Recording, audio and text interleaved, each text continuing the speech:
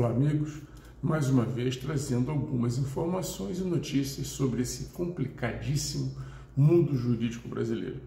A gente sabe que existem atualmente coisas inexplicáveis, né? Eu digo atualmente porque de um tempo para cá, mais do que antes, coisas que não deveriam estar acontecendo em relação aos julgados, às interpretações doutrinárias, jurídicas, jurisprudenciais, a gente vê que tem coisa que não era para estar acontecendo. Por isso que a gente vai trazer essa avaliação hoje sobre o sistema criminal brasileiro, o processo criminal, a persecução criminal brasileira e também o processo judicial, para que a gente consiga entender um pouco do que está acontecendo.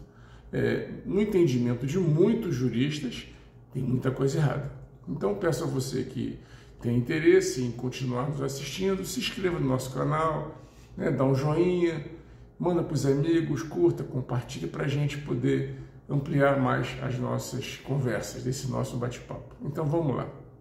No processo criminal, todo mundo tem direito ao contraditório e principalmente ao duplo grau de jurisdição. O que é isso? Contraditório é aquilo que, quando alguém é acusado, ele tem o direito de se defender, mesmo que o acusador, que deveria ser, em tese, o Ministério Público e ninguém mais, mesmo que ele divergisse, ele tem que aceitar o meu contraditório para que o juiz seja imparcial e julgue, né? E o que é o duplo grau de jurisdição? Todo cidadão brasileiro, assim diz a Constituição, tem direito a ser julgado por um juiz de primeiro grau e depois, em casos de recursos, vai o tribunal, que é o segundo grau, que vai fazer a avaliação daquelas decisões que estão sendo combatidas, se for o caso, o STJ e, por fim, o STF, se for matéria constitucional. É muito importante que isso seja claro. O STF, ele se arvora, muitas vezes, de uma condição que eu particularmente não concordo, de última instância do direito recursal. Não é. O STF existe para julgar matérias constitucionais, somente isso, mais nada. Então, tem gente que está sendo julgado pelo STF que não deveria estar sendo, na minha humilde avaliação, e na avaliação de milhares de brasileiros. O STF tem que julgar com exclusividade matérias constitucionais, e vem uma exceção, aqueles que detêm foro privilegiado por prerrogativa de função. Já falei isso algumas vezes. Não dá para julgar Dona Mariazinha, o seu João, o ex-presidente, o ex-deputado, o ex-ministro, o ex-senador. Não pode. Não tem exceção. Isso não cabe interpretação. É assim que diz a Constituição. E é assim que tem que ser seguido, mesmo por aqueles que hoje ocupam a cadeira de ministro, que não é eleita, é nomeada por um padrinho que traz um apadrinhado. Eu não concordo, mas é assim. Então, esse padrinho nomeia alguém e esse nomeado, apadrinhado, amigo, pessoa da confiança, um seguidor, vai julgar os processos que muitas vezes são do interesse daquele que o nomeou e vai julgar contrário aos interesses daquele que está sendo julgado, que muitas vezes é inimigo do padrinho. Olha que confusão. Então ele vai ser julgado por quem não deveria estar julgando. O primeiro ponto é esse. No caso que a gente tem que tratar, é um caso que está na pauta da mídia mundial. O Brasil está entrando em choque com os Estados Unidos, que era o maior parceiro comercial do Brasil, né? E por conta de diferenças nas formas de avaliação, os Estados Unidos está jogando duro contra o Brasil. É isso. Nós, eu, o senhor, a senhora, o cidadão brasileiro, vamos pagar essa conta. Como sempre, né? A bomba sempre estoura no lado mais fraco. Então, como que uma pessoa que não tem foro privilegiado, porque não exerce uma função que lhe dê tal prerrogativa, vai ser julgado pelo Supremo Tribunal Federal? Por quê? Porque se feriu nessa história, dessa complicada narrativa por tentativa de golpe, que eles têm que ser julgados pelo mesmo juiz sempre, que é prevento, porque alguém o nomeou, um outro ministro o indicou, esse relator, para que julgue todos os processos? Mas e o sorteio? Todo o processo que eu, na qualidade de advogado, inicio, protocolo, peticiono, ele é por distribuição secreta, encaminhado para algum juiz. E assim deveria ser no STF também.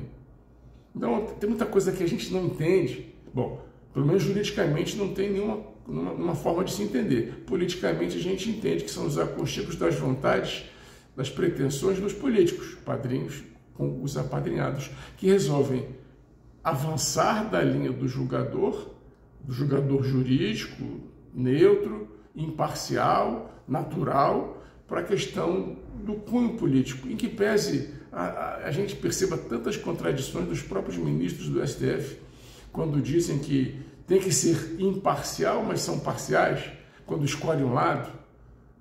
Escolher um lado não cabe ao juiz, né? Ir contra o lado A em favor do lado B, da ala tal. Eu já disse aqui há um tempo que quem tem ala é escola de samba. A Polícia Federal, que tem demonstrado um cunho muito político, eu não consigo entender o que está acontecendo com os meus colegas policiais federais.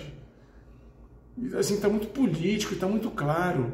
Então, quando a gente vê certas pautas virem à tona, como agora está em voga aí a pauta da anistia, que já estão mudando a terminologia para que seja a PEC da dosimetria da pena. Claro, a pena está muito alta, mas ali o caso é de anulação do processo. Independente do crime que tenha eventualmente sido praticado, é causa nula. O juiz ali não é imparcial, o juiz é vítima, não houve individualização das condutas de ninguém, pelo menos em relação aos manifestantes do 8 de janeiro, está tudo um bolo, tudo misturado, todo mundo fez igual, porque o relator entendeu, e por mais incrível que possa parecer, o pleno concordou que é crime de multidão, multitudinário, então não precisaria individualizar as condutas. Isto é uma afronta aos advogados. Eu não sei como que a OAB está se posicionando assim, de forma neutra nessa questão. Não pode. A OAB outro dia saiu em defesa de um advogado, porque foi, em tese, maltratado na CPI, que trata do roubo dos aposentados, de um dos acusados, que acabou até preso, e foi em defesa dele, porque as suas prerrogativas estariam sendo aviltadas. Mas e a dos outros advogados que não tiveram acesso aos autos no 8 de janeiro e só tiveram acesso aos autos muito tempo depois? Isto não dá para acontecer, né? No Estado democrático de direito. E pior, as autoridades públicas, sejam elas de que poder forem, não podem, em nome da lei, desrespeitar a própria lei. Não é justo, não é cabível, não dá para ter um entendimento. Aí a gente fala, por que o Brasil está nessa crise internacional? É por causa do Bolsonaro, do seu filho Eduardo, deputado federal? Eu entendo que não. O Brasil está nessa crise de conflito e confronto internacional com seu maior parceiro, com a maior potência do mundo, que são os Estados Unidos da América, por conta de suas próprias atitudes. E atitudes de algumas autoridades públicas que vêm extrapolando do seu poder. E pior, hoje a gente vê que o Supremo Tribunal Federal tem um poder absoluto, supremo, e ninguém o controla. Mas como não? E o Senado e o Congresso Nacional? Como o Congresso Nacional não controla isso? Ah, porque tem um monte de deputado e senador com o rabo preso, entre aspas? Porque tem um monte de deputado e senador que responde a processos no Supremo? Então, já que assim não posso desagradar aquele que vai um dia me julgar, está tudo errado, né? Tá vendo? Eu vou voltar. Não é possível que a gente continue com essa questão de indicações políticas para tribunais superiores. Tem que ter concurso, tem que ter um critério nulo. Como que pode o presidente que foi condenado, condenação mantida no tribunal, TRF4, depois condenação mantida no STJ e também STF, e depois o processo é nulo e ele indica o seu advogado para ser ministro do STF. Pô, não é possível que a gente pense numa questão de imparcialidade.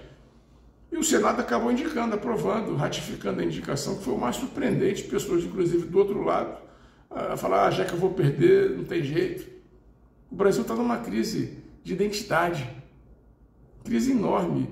E o governo meio que se vitimizando nessa política do mimimi, até governamental, culpa os outros. Não, gente, o governo brasileiro está apoiando os inimigos do governo americano, está apoiando a mudança de moeda nos tratamentos internacionais, está apoiando terroristas.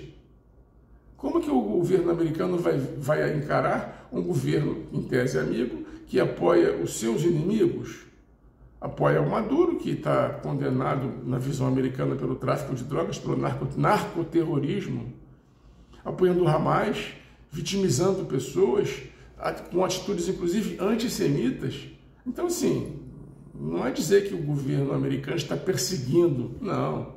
Ele está botando para frente as suas atitudes, o seu ensinamento. E o presidente que está lá representando o povo foi eleito para isso e dessa forma, com essas pautas, com essas bandeiras. Então, o governo brasileiro, eu acho que está meio perdido. Acho não, eu tenho a plena convicção que está meio perdido. E eu não falo aqui com sentimento ideológico, não, eu estou vendo.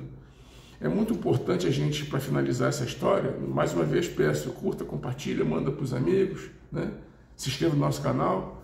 Gente, não é possível que a gente acredite que isso vai dar certo. Não vai dar certo. Está tudo errado.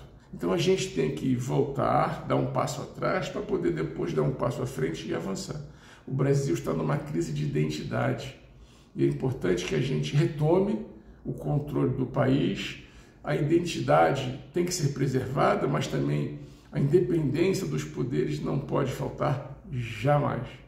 Meus caros, minhas amigas, eu espero que vocês tenham curtido essas nossas ideias. Curta, compartilha, manda para os amigos. Até o próximo vídeo. Até.